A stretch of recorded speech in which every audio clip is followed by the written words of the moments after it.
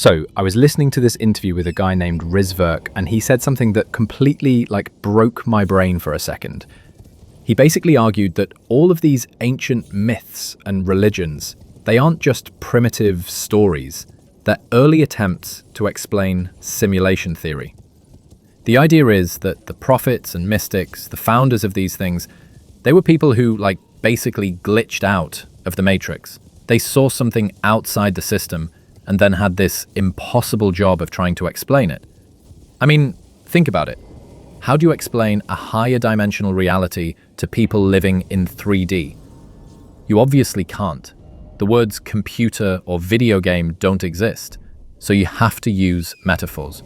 And the biggest one, the OG metaphor for this, is Plato's cave. You know the one. Prisoners chained up, seeing only shadows on a wall, thinking that's all of reality. Then one guy gets out, sees the real world, and when he comes back to explain it, they think he's fucking insane.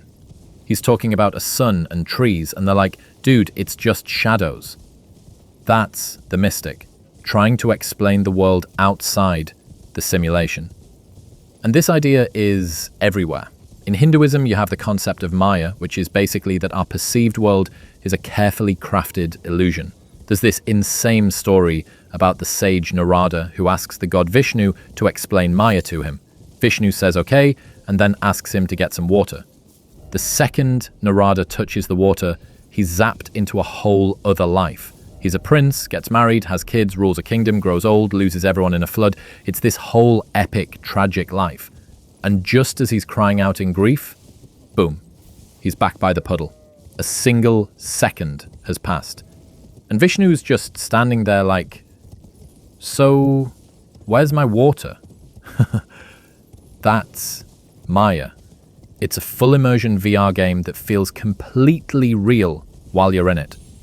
This also explains that weirdly common idea of forgetting when we're born. Like the Greeks with the river Lethe, the river of forgetfulness. Or in Chinese myth, the goddess Mengpo, who gives you a soup to make you forget your past life. It's a necessary game mechanic, right? You have to forget you're a player in order to take the game seriously. So what does that mean for us? It reframes the whole conversation. It's not about magic or superstition. It's about people trying to describe a higher level of, physics or computer science using the only tools they had. Is God the programmer? Or just another player with admin access? It's a hell of a thing to think about, and of course we have no fucking clue what the answer is. It makes you want to go back and read all those old stories, but with a totally new set of eyes. Let me know what you think, or if there's any other weirder examples you have to share.